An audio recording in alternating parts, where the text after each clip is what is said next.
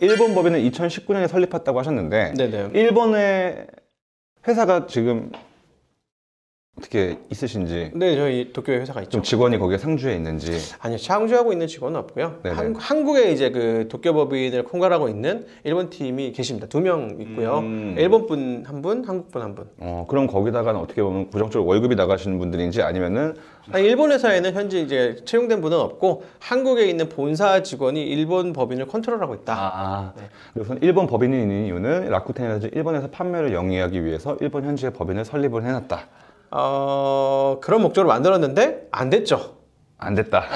네. 그런 목적으로 만들었는데 안 됐는데 네. 일본에서 플레이를 하려면 꼭 그런 입점 외에도 금융 부분, 광고 부분, 그러니까 이런 이제 뭐 페이스북, 인스타그램 광고 말고 또 버티컬 영역이라고 하는, 버티컬이라고 하면 또 어려우니까 그런 거 있잖아요. 한국으로 시작하면 저 카페, 네. 뭐 블로그, 네. 뭐 인스타그램 인플루언서 있을 거 아니에요. 네네. 얘들한테 돈 줘야 될 거 아니야. 그쵸. 그럼 이쪽에 계좌라도 뭐가 있어야지 그때마다 뭐 송금하고 이럴 수 없을 거 아니에요. 그리고 일본 거래선들이랑 거래를 하려면 일본 법인이 있는 게 좀 더 편리하고요. 일본을 우선 가기 위해서는 일본 법인이 우선 있으면 더 유리하다. 없어도 되지만 유리하다. 있으면 좀 플레이하게 좀 더 편안한 수월하다. 부분이 있다. 그럼 일본 법인을 설립하기 위한 하나의 조금 쉬운 판로가 있나요? 그건 그냥 해주는 회사 많습니다. 회사는 대행료, 대행 회사를. 네네네. 우선 알겠습니다. 자, 그래서 아무튼 견적은 뭐 여기 500만 원, 여기 100만 원, 100만 원치밖에 안 나니까 말 잘 들어주신 데랑 하시면 될 것 같아요. 예, 알겠습니다. 그럼 나중에 대표님 하시는 데랑 제가 한번. 네. 자, 그리고 라쿠텐이 2019년부터는 되게 안 받아줬는데 큐텐이라는 업체 때문에 일본에 대한 폐쇄적인 것들 조금 오픈해서 이제는 위기감을 좀 느낀 거죠. 이걸 느껴가지고 라쿠텐이 한 2019년 요 하반기부터 뭐 중반기부터 한국 어떤 그 커머스 회사들, 뭐 뷰티 회사가 됐던 생활용품 회사가 됐던 해서 우리가 이제는 직접 입점을 받습니다. 라고 하고 요분들이 뭐 공개적으로 받은 것도 아니야. 자기네가 필요한 회사를 찍어가지고 영업을 시작했어요.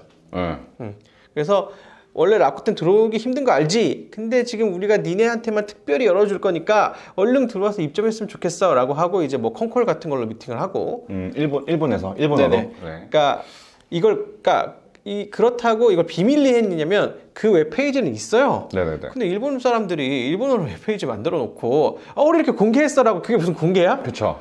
자기네는 공개한 건 맞는데 이게 법적으로 비공개는 아니야. 근데 안 알려주는 거잖아. 그쵸. 그러면 되게 애매한 뭐 그런 거죠. 뭐 이런 거 많이 하거든요. 그래도 전체적으로 다 공고했는데 막 조회수 7이야.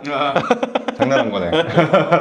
네. 이런 식으로 해서 라쿠텐이 현재는 입점을 받고 있는데 연초니까 보통 연초엔 더 많이 받아요. 지금을 좀 공략할 필요가 있고 그래서 이제 저희는 자사 명의로 라쿠텐, 뭐 큐텐은 좀 쉽고 그다음에 이제 아마존까지 다 입점을 끝낸 거죠. 자, 라쿠텐 같은 경우에 대표님 제품이 좀 어떻게 상위에 노출이 많이 돼 있더라고요. 네. 네네. 거기 하기 위해서는 어떻게 한국의 스토어팜 느낌으로다가 트래픽이라든지 이런 어떻게 보면 카페에 지수 점수 쌓는 느낌의 방식이신지 아니면 대표님은 그만의 어떤 노하우가 있었는지. 라쿠텐 같은 경우에는 스토어팜이랑 비슷한데 외부 트래픽과 내부 트래픽 양쪽을 다 이용을 해야 돼요. 그러니까 뭐 인앱 마케팅이랑 좀 다르지만 스토어팜이라기보다는 어떤 느낌이냐면 G마켓에도 이 마케팅 있거든요. 최적화. 파워 뭐라고 하죠? G마켓도 이름이 있어요. 또 자기네 뭐 스마트 뭐 어쩌고 저쩌고해서 모바일 최적화된 거 있고 그다음에 뭐 키워드도 몇 군데가 있는데 이런 것들이 있는데 그 스타일 비슷하게 그러니까 소위 말하면 좀 옛날 스타일. 그러니까 제가 좀 심플하게 설명드리면 네이버나 대부분의 웹사이트가 어떻게 보면은 코딩 작업 자체가 수학적으로 이루어지기 때문에 점수제 느낌이 많습니다. 뭐 댓글, 스크랩, 트래픽, 뭐 구매, 리뷰, 그리고 댓글에 쓰는 그런 정확도라든지 여러 가지를 종합평가해서 구매가 많이 난 그런 종합지수 점수가 높을수록 상위로 노출되는 방식이 대부분 플랫폼의 기본의 어떻게 보면 알고리즘이라고 저는 생각을 합니다. 그리고 쿠팡과 스마트 스토어가 사실 로직이 굉장히 많이 유사하고 블로그 상위 노출과 스마트 스토어는 거의 또 유사한 그런 흐름을 보이고 있거든요.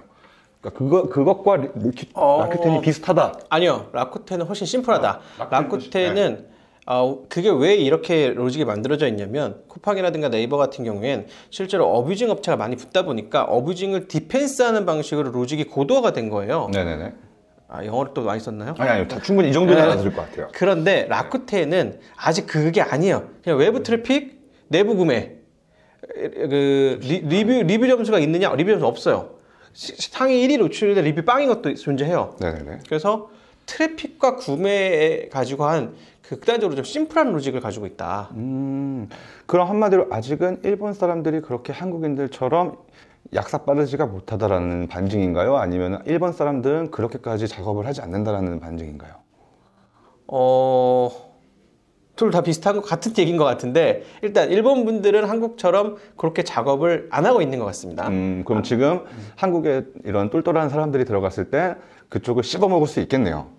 어뷰징을 옛날처럼 할 수 있느냐? 네. 저도 해본 적이 없는데 지금 듣고 나니까 왜 안 했지? 라는 생각이 갑자기 드는데 왜냐면 한국은 극단적으로 발달된 핸드폰 100대 가지고 하는 핸드폰 100대 갖고 3분마다 IP 리프레시 돌린 다음에 막 쏴주고 그 다음에 거기 보시 돌죠. 요즘 이제 그 전문 용어로 뭐 로봇 자동화라고 하는데 말이 좋아 그런 거지 실제로 사람처럼 보이게 하려고 한 3페이지 스크롤하고 엄한데 4번 누른 다음에 이거 한 번 누르고 뭐 네. 이런 거예요. 다 프로그램이 돼 있죠. 네. 스크롤 혼자 하고 트래픽 혼자 넘어가고 계속 똑같이 하면 좀 헷갈리니까 이런 걸 한 5개 돌려. 네, 맞아요. 그러면 막 엄한데 몇 번 이렇게 눌러가지고 하고 이거 한 번 눌러주고 그 다음에 또 갑자기 핸드폰 리프레시 해가지고 IP 캐시 완전 날려가지고 다른 거 받아오고. 자, 그럼 제가 조금만 정리를 네네. 해보겠습니다. 우선은 그 일본 라큐텐의 우선 제품을 연초니까 좀 수월하게 받아줄 것이다. 하지만 그쪽에서도 기업 평가는 한다. 그래서 우선은 기업 평가가 돼서 라큐텐에 들어간 다음 제품이 등록되면 거기에 대한 인스타그램이나 페이스북으로 스폰서 광고를 돌리고 그 주소를 라큐텐 주소로 연결을 해놨을 경우에 트래픽이 라큐텐으로 접속이 되고 그 트래픽에 대한 점수가 올라간다. 그러면 구매가 높아지면 알아서 순위가 올라가는 방식이다. 맞습니까? 요거를 최근에 사실 저희는 랜딩 페이지를 제3으로 거는데 아하. 랜딩 페이지를 대놓고 라쿠텐으로 건 업체가 있어요. 네. 오라.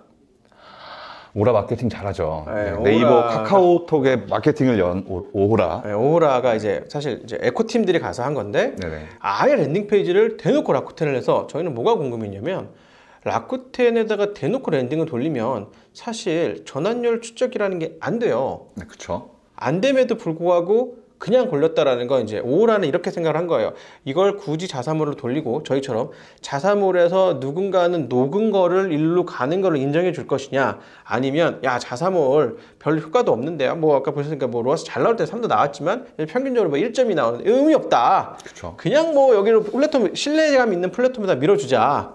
1이면은 거의 사실 광고 접어야 되는 수준인데 그렇게 전자로 했고 오호라가 한 작년 4, 5월부터 7, 8월까지 그러니까 라쿠텐 미용 순위에서 탑5를 벗어난 적이 없었어요.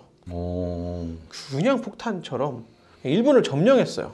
소위 말해서 일본을 씹어 먹은 거죠. 네. 그러니까 오호라 매출은 저희 오호라 사람은 아니라서 잘 모르겠지만 국내보다 일본 그리고 뭐 남미 이런 데 더 많이 나왔다고 해요. 근데 남미는 제가 안 하니까 잘 모르겠고 일본에서는 오호라가 원탑이었어요. 제가 아는 정보는 그렇습니다. 사실 페이스북이나 스폰서 링크로 광고를 했을 때 초반 스타트, 그러니까 제일 먼저 시작한 기업들은 사실 거기에 대한 특혜를 굉장히 많이 봤어요. 그리고 거기에 대한 그 사람들에 대한 그 효율이라고 하죠. 광고에 대한 효율을 체크해 봤더니 페이스북이나 SNS에서 난 구매가 많을 줄 알았는데 오히려 스마트 스토어의 구매가 훨씬 높게 나왔다.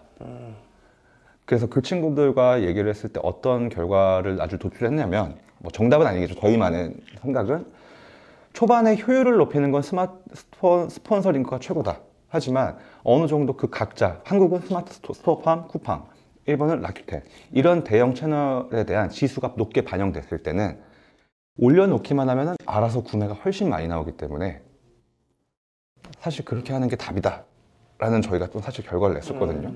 답이라고 할 수 있는데 저희는 그게 굉장히 단기적인 거라고 생각해요. 3개월 단위, 6개월적이라고 생각하면 이게 효율이 더 높을 수 있는데 제품이라는 게 일회성으로 파는 제품 외에 결국 재구매, 이제 LTV라고 이제 마케팅하는 사람이 얘기하는데 그 사람의 객단가의 합을 봐야 된단 말이에요. 그러니까 이 합을 계산하는 공식은 뭐 감가상각이랑 공식이랑 비슷해요. 이 사람이 앞으로 내 생에 우리 제품 팔 확률은 뭐 3번 이상 확률 이렇게 점점 줄어들 거 아니에요. 그러면 전체적으로 썸을 해보면 우리 수열이랑 비슷합니다. 평균적으로 3.4를 한다. 그럼 객단가 곱하면 이게 이제 LTV 값이 나오는 건데 플랫폼에 종속이 되면 LTV 값이 떨어져요. 그러니까 처음에 CAC는 내려가는데 LTV가 떨어지니까 그러니까 CAC가 내려간다는 게 이제 커스터머 어퀴지션 코스트예요. 고객을 획득하는 비용은 내려가요. 왜냐면 플랫폼에 대한 신뢰가 이미 있어.